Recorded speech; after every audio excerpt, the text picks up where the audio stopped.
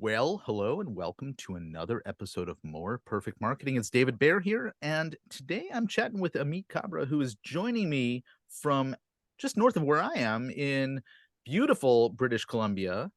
Um, we're going to be talking about pay per click advertising. Now, I used to be in the Facebook ads management business very early on. This was back in 2010, 2011, when most businesses had really no idea that Facebook was reaching anybody beyond college students. And I actually started working in that space with wineries of all business types because I happened to be a wine marketer prior to that. And when I started my agency and I started talking about how you could target a particular individual, a particular audience, put ads out there, we were transitioning from a place where a lot of the advertising dollars were spent offline, whether it was some form of broadcast media, radio, television, or more likely, local newspapers or national magazines, things like that.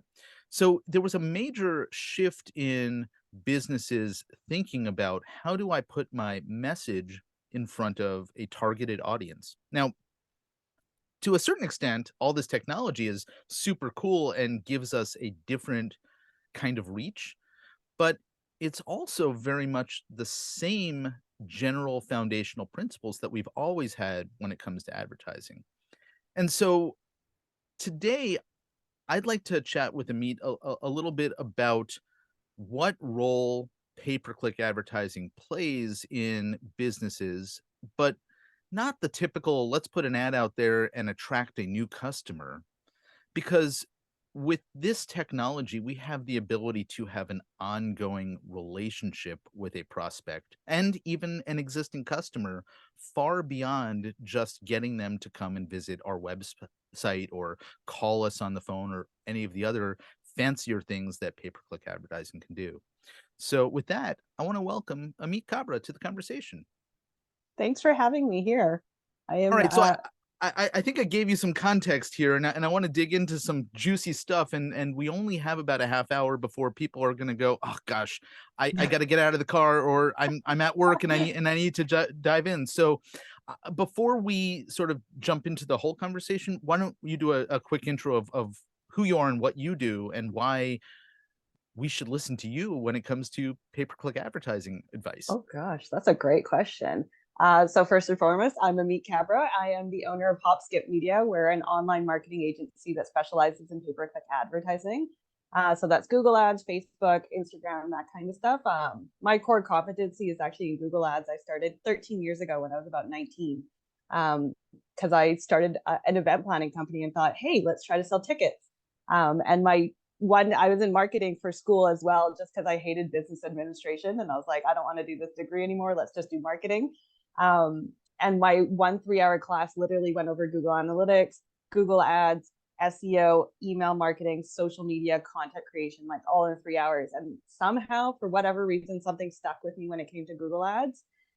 So I tried it out. Turned out that I was actually pretty decent at it. So 3 years later, when I realized that event planning was not for me, I closed up shop, left British Columbia for Alberta, and started my career. So I went from spending $250 a month on my own ads to 4.3 million annually, for a company, basically what felt like overnight.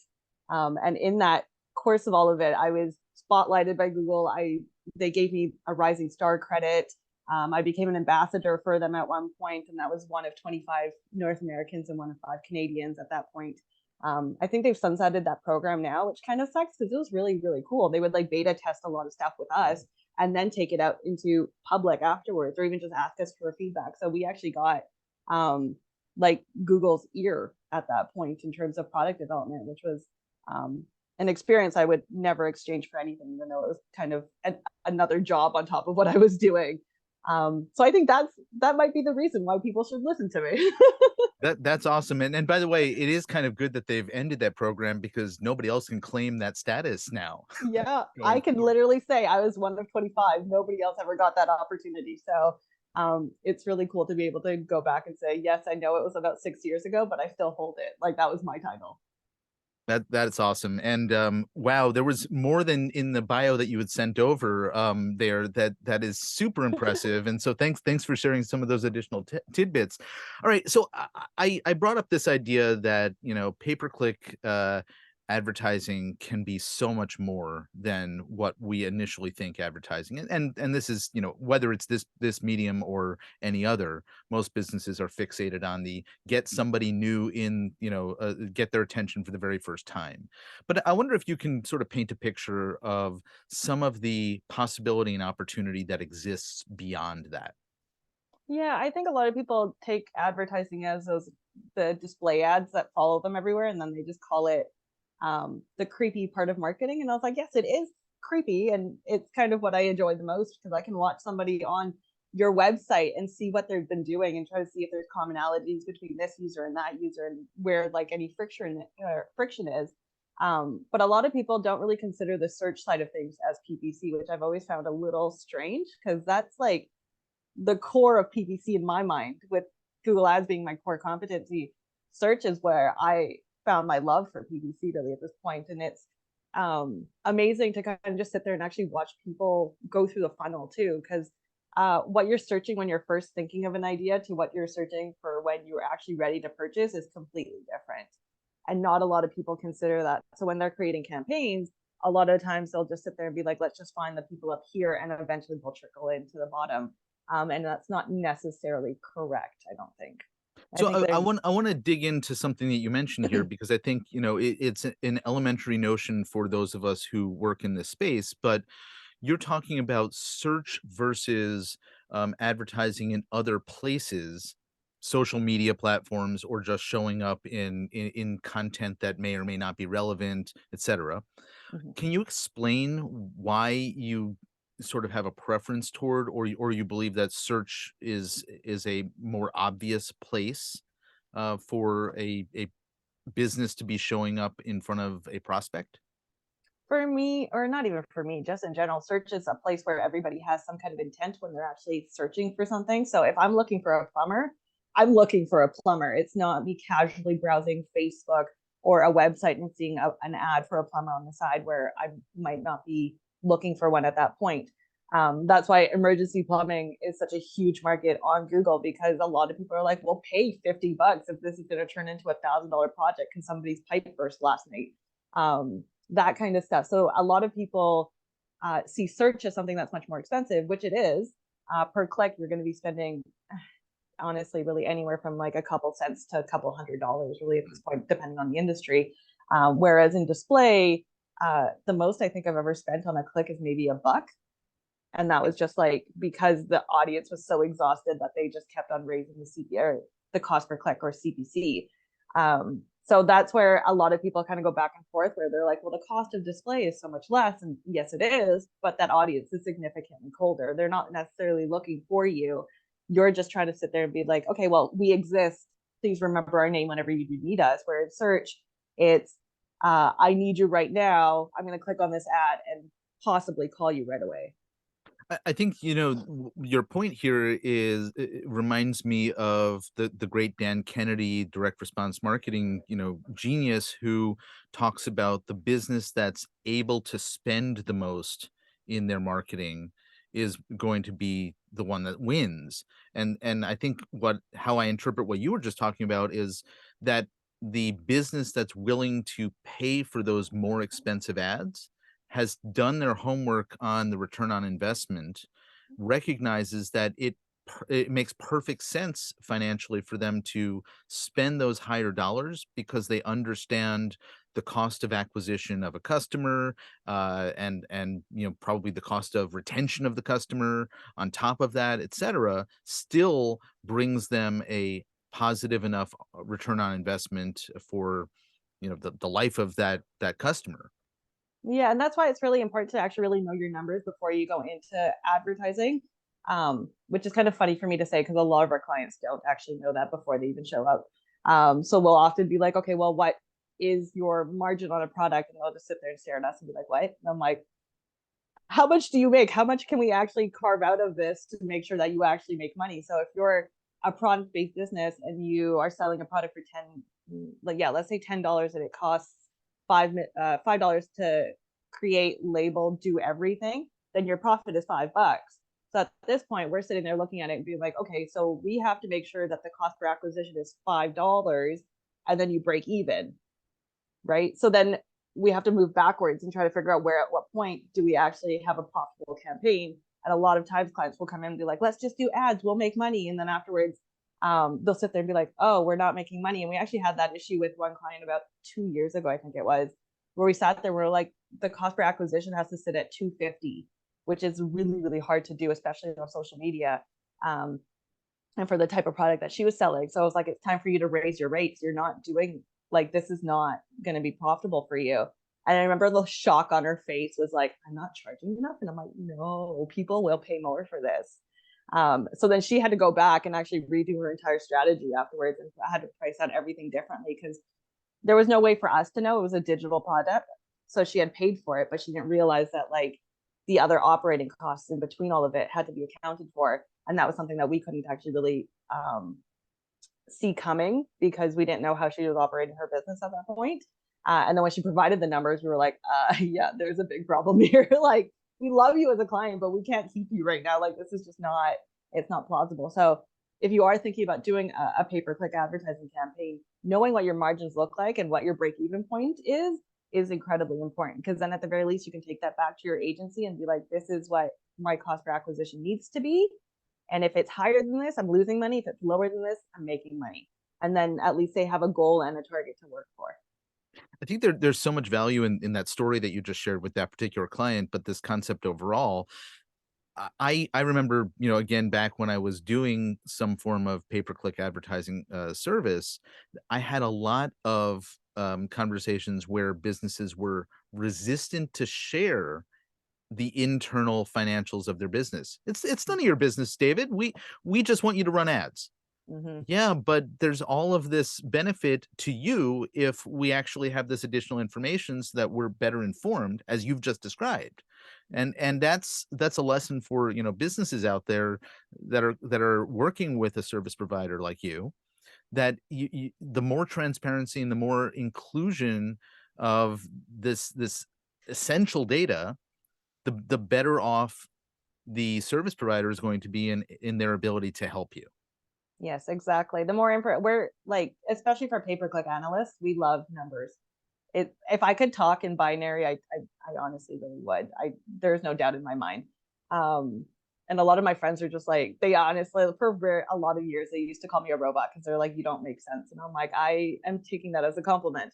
But like, the more numbers you give me, the better decisions I'm able to make. So give me the numbers. And at the end of the day, it's not, and I think some of them, are a little embarrassed by their numbers because there's a couple instances where we've worked with service-based businesses who are very much reliant on the ads to work for them to make money in general. And I think for them to admit that was really, really hard. And I understand that it is something that maybe you don't really want to tell people, but when you're working with an agency, how am I supposed to replicate performance if I don't know what your numbers really look like? So then at that point, every day I'd sit there and send them an email. I'm like, did you make money today? Or did we lose? Like, I can't, like, I know that we got calls, but were those calls good ones? How do I figure it out otherwise? Right. So we try to work as closely as we can with our clients, but sometimes some people are a little resistant. So we kind of just have to ease them into it and eventually get them there. But yeah, knowing your numbers is incredibly important. So if you're thinking about running ads, just at the very least, just know what your cost per acquisition needs to be at the very least. So, okay, by the way, you're talking about if I could talk in binary. I was imagining, like, can I go over to Google Translate and like type 11100111111 and see if it actually becomes something of use to me. So we'll have to work on that. I think it would be great. So, okay, I want to get back to this idea that I introduced initially about the usefulness of pay-per-click when it comes to continuing the relationship and the conversation beyond that first visit. And I wonder if you can sort of describe a scenario where that sort of thing might come up, and sort of where you can leverage PPC beyond that first visit. We could probably use like mortgage brokers as a great example. Some people will start thinking about buying a house, and then they're just going to start looking at a mortgage broker, and they're going to kind of shop around and try to figure out who they like the best. And I can't remember who did the study, but the study essentially said that 70% of users actually use Google 2 to 3 times before they even start even thinking about making a purchase. And we know that also you need a user needs to see a brand 7 times before they actually consider them as a candidate as well. So you have to kind of think about those points as well of like, where are we going to touch these users in every instance? And that could be email, that could be social, that could be just content in general, writing blogs and that kind of stuff. So for mortgage brokers, we could have them evaluating 2 to 3 people, and they'll probably be in search and looking at all these people. It might be ads, it might be SEO, but the way that I like to kind of bring them back in, or how I would like to bring them back in, is using something called Google remarketing list search ads. Yes, that's it. So basically, I always call it RLSA. So I always have to remember how to tell everybody what it is. So essentially, what Google allows us to do is add audiences onto our search campaigns. Mhm. So what we can do here is put a remarketing list of people who have been on our website in the last 90 days, let's say. And then we go broader with our search terms. So um, I can't think of one really off the top of my head, but something that would just be like a waste of a click if somebody who has never known who you are would be. But if they already know who you are, then you can kind of use that. So So maybe if it's in the mortgage space, people are checking on what the current rates are in some respect, and so yeah, yeah. So it could be something like that. So they're looking at interest rates or something. We can go broader with that, and then in the language of the ad, we can talk to them as if we've already known them really at this point, because we kind of do. And that brings that person back in, but then also that's kind of literally they're kind of at the bottom of their funnel already. So then at the very least, we're bringing them back into a website that they've already been on. There's a little bit of trust already because they've been here before. And hopefully the end goal is obviously to have them convert and call or submit a lead or whatever it might be. so when you are communicating with somebody through ads in a point in a relationship where they're a little bit further along, Mhm. are there different destinations that you might bring them on a website as opposed to the initial sort of, "Hey, look at us, here we are, here's our main, introductory, offer or about page or homepage?" Yeah, I think the CTAs need to change as you kind of go through the funnel. For bottom of funnel, what I would like to do is see quotes being offered, webinars, um, maybe like a larger ticket offer, that kind of stuff, because you know that that person is prepared for it. Whereas as if you're at the top of the funnel, we would probably offer like some kind of discount, maybe a white paper download, something like that. That's a little bit easier to sell that person on, because they're getting something. So really the biggest risk that they're um, taking on is giving us their email address.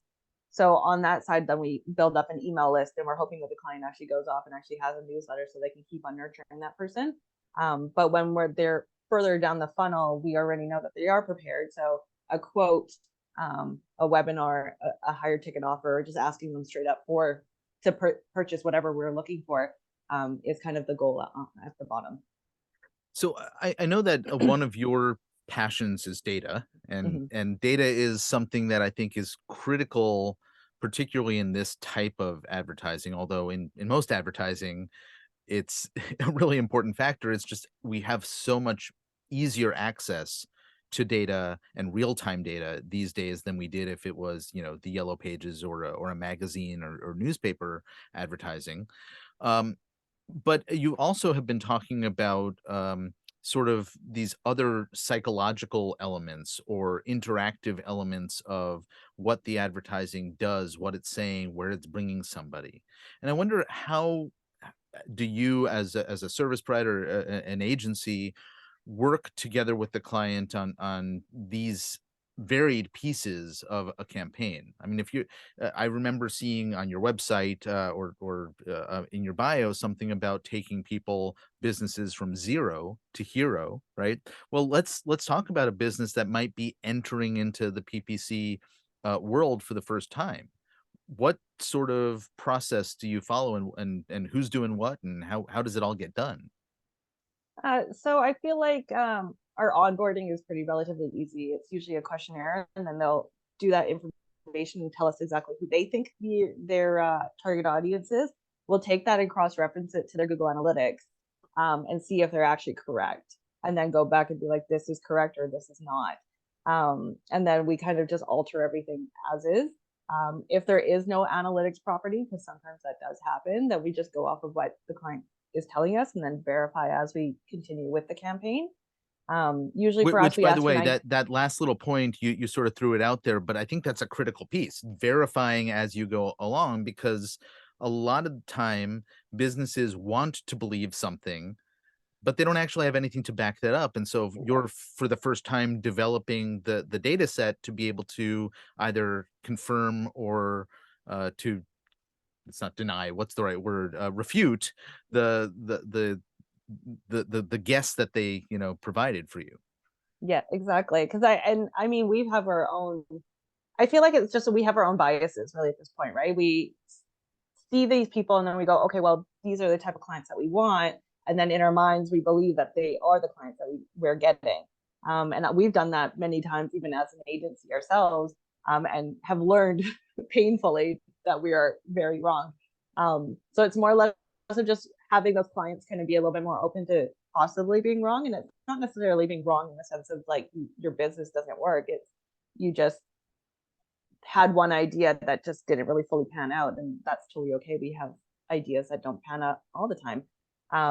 So it's kind of one of those things where we kind of take it a little bit gently, where we're like, we're not saying that you're wrong. We're just saying that this is what the data is telling us. Like, it's not a personal opinion. It is literally hard facts at this point. And that usually goes over relatively well because they're just like, at the end of the day, we want to make money. We don't care how you're going to get that. Yeah. So then we go ahead and we verify that.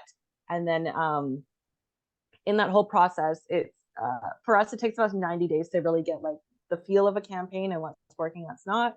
And then in that time frame, we're hoping to just figure out what top of funnel looks like, what bottom of funnel looks like for those clients, and then figure out what offers need to go in for them to be able to actually bring those people in. And I feel like I might have lost sight of what your question was now. No, actually, I think you've actually outlined some really interesting things, Okay, because perfect. it is far more, as you've just described, particularly those last elements, right? You're spending, 3 months or so collecting data and getting a good sense of what's working, what's not, and what's needed next. And the point that I was eager to hear from you, and you provided it, was there's a lot more than just we're going to put some ads up there and manage them, right? And particularly those last little pieces of figuring out what has to happen next, further down the funnel, further into the relationship with the prospect, is, I think, something that most businesses don't ever think about when it comes to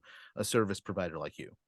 Yeah, and I think a lot of people just run the assumption of like if you've worked with one mortgage broker, you already know what works, and that's not necessarily true.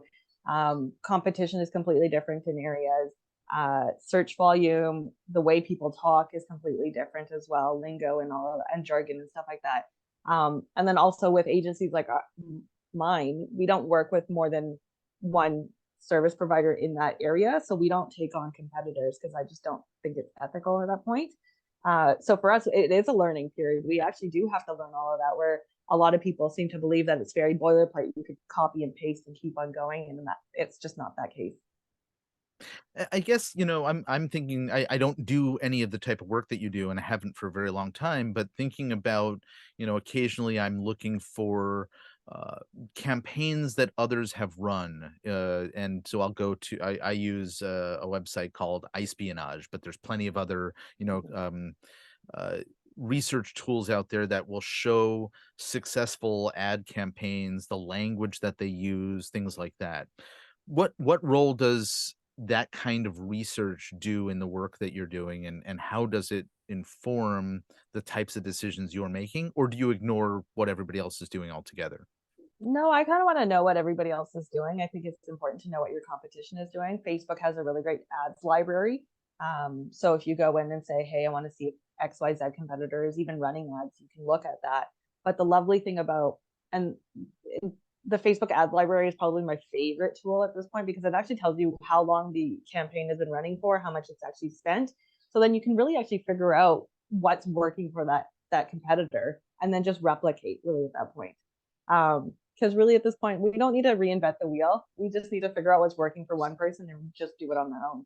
On the search side, it's a little bit harder to figure out that kind of information. So we'll use something like SpyFu or SEMrush, or just strictly Google in itself and just start typing in stuff and just see what comes up. And in that, I just want to look at what the copy looks like more or less. Is it really, did it draw my eye in, or did I just go past it kind of and didn't really think about it? Look at the landing pages and see what they're actually talking about. Do they actually make sense for each other? Because sometimes what it's like, my favorite example of that was me looking for like to buy a Porsche and then ended up on a Honda site somehow. Like completely different buyer demographics. But we still see that happening even to this date, where a lot of people will be like, oh, you asked for plumbing services, we're gonna try to sell you a hot tub. And I'm like, okay, I can see where you found like that parallel, but it's not quite there yet. Yeah.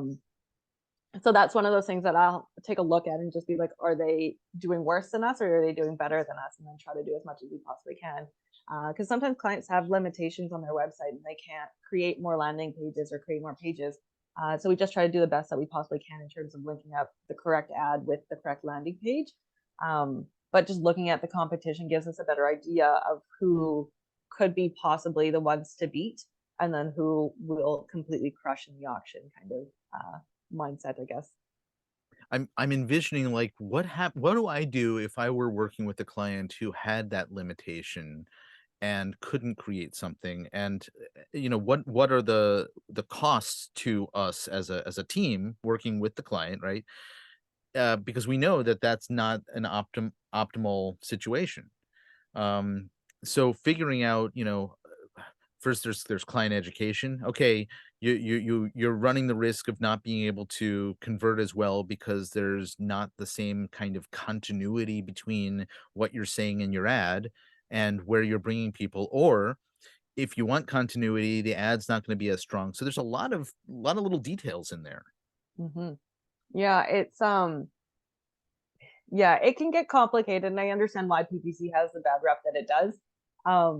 But when you look, if you were to look at everything as a single piece and keep on going through it, then it's a little bit easier to kind of grasp yourself around that. And I think that's how I learned initially. I mean, it was 13 years ago. I don't really remember off the top of my head, but I think the first place I started was like, what are keywords? What do they look like? What are the match types? Why do they do what they do? And then I kind of just kept on going off from there. And that made learning everything way easier, but then also putting a campaign together was significantly easier because I understood those pieces. Where I think a lot of people look at all of it and they're like, okay, so ad is supposed to look like the landing page, and now they're supposed to link. And I'm like, there's ways you can manipulate the situation really at this point. And if we have those limitations on the landing page, it's just a matter of me trying to figure out how to make the most out of that landing page by going, instead of going keyword to landing page, I'm going landing page to keyword now. And I don't think a lot of people see it that way. A lot of people are like, no, it's supposed to be, it's just one way. And I'm like, no, I can go the other way. It can totally go the other way. And then sometimes we just have to sacrifice our quality score, which is essentially like a grade from 1 to 10 that Google gives us. If you get anything lower than a 3 or lower, they simply just won't show your site or even run your ads really at that point, because they're just saying, hey, your ad, like the keyword that you're bidding, the ad that you've created, and the landing page that you have just don't make sense to us. So we're not going to bother showing it to anybody, because the user experience is much more valuable to Google than the advertiser in general. So our aim is always to get 6 or higher really at this point. But sometimes we have to sacrifice it and go for the 5s and the 4s and just sit there and be like, this is the best that we've got. This is what we have to do, and just try to keep on improving as much as we possibly can. There's all these little subtleties here that you've been describing, and clearly, we haven't been having a conversation about should you engage an agency or try to do it yourself. But if this conversation for those listening has taught me anything, certainly I hope it's taught you that there's a lot of complexity here. But Amit, you said the PPC has a bad reputation. I'm an outsider. I don't know that. I don't see that. You're living in the space, and so maybe you feel it a little bit more. But I'm listening to everything that you're saying, thinking about what we had as options prior to the online world that we currently live in, and see so much opportunity and possibility that I think that it really should be looked at the other way, which is that there's so many really cool things that we can do. We have so much more control and have the ability to make these little decisions that could move the needle in very big ways when we get it right. And so having somebody like you who geeks out on the data, knows what to take that and interpret it into action is really a super cool thing for businesses out there willing to engage in this process. Yeah, yeah, that question of whether you should work with an agency or do it yourself is one that obviously comes up quite a bit internally and even just on social media. And I think it really just boils down to your budget really at this point and how much time do you have. For me, I'm that type of person who would much rather just work like on my business than in it all the time. But I also was never like this. If you asked me that 5 years ago, I was the one who's working in the business. So it's completely different. It really depends on where in your entrepreneurship journey you really are. And if you can afford it, then I would obviously suggest please do, because really your return on your investment will likely be higher than what you could do for yourself. But we've met business owners that are running 20 people businesses and they're running their campaign by themselves and they're doing relatively well. And that's because they took that time to actually really understand PPC in general and those little pieces like I had described earlier. So if you have the time and you have the interest in doing all of that research and keeping up with all the updates, then please go ahead, try doing it and see how that works out for you. But if it sounds like a daunting task, which is basically what my entire business is built on, then you probably should let people know where they can find you, because that's the obvious segue. So yes. your business is called Hop Skip Media, and where online can you be found? So our website is hopskipmedia.com. On Instagram, I actually am the AdWords girl, so it's just AdWords girl. I was a moniker that I picked up about 9 years ago, and I sat there and said, I'm not changing it when they decided to change their names from Google AdWords to Google Ads. I was like, nope, I'm a purist. It's staying AdWords. That's it. Even though some people in the industry were like, you're so outdated. I'm like, I don't care. You know what? I had no idea that it had changed. I still call it AdWords, so I didn't realize that you were out of date. Yeah, they changed it. Oh gosh, I want to say like 5 years ago or something like that. And I remember doing a poll and everyone was like, change your name. And I'm like, nope, I'm not changing my name. It's staying AdWords Girl forever until if I ever leave the industry or I go off into the light. And I'm like, that's it. That's staying AdWords Girl for as long as I can keep it. So yeah, that's where on social media, I'm literally AdWords Girl everywhere. LinkedIn, Twitter, Pinterest, maybe Snapchat. I'm not entirely sure. And Don't also try to reach out to you on Snapchat is what I think you said, although I've never used Snapchat, so I don't even know if you can reach out to somebody there. I honestly don't really understand. I have it because my siblings like to send me stuff, but that's literally the only use I have for it.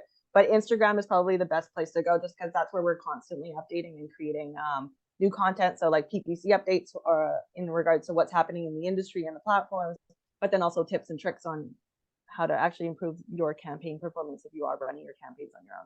Well, brilliant. So, for folks interested in following and learning from you, we'll make sure to leave the link over to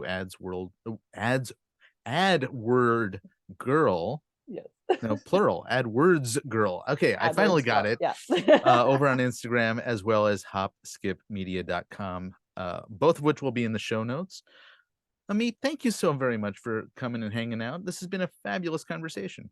Thank you for having me, David. It's been a lot of fun. I really I loved this conversation. I haven't had a conversation about I was gonna say BOFU, bottom of funnel, for a really long time. So this was a great conversation for me.